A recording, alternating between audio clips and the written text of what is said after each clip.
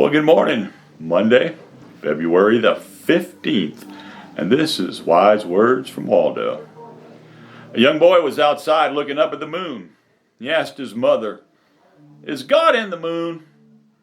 She thought for a moment and answered, "Well, yes, God is everywhere." Then the boy asked, "Is he in my tummy then?" Huh. She thought for another moment and said, "Well, I guess sort of, since he's everywhere." Then the boy said again, "Well, God wants a snack." I don't know how you feel about God's presence.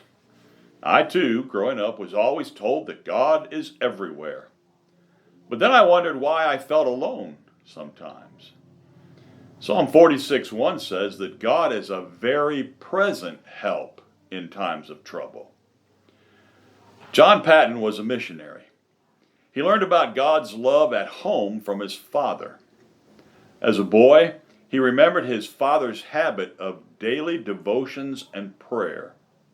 He could hear his father praying in the room next door.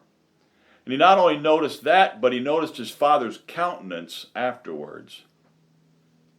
He recalled, "We children knew that it was a divine reflection of God's presence when he came out from devotions."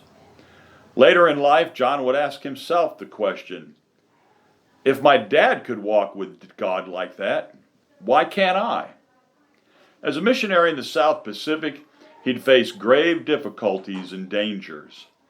There he would finally believe Jesus' words, "Lo, I am with you always, even to the end of the earth."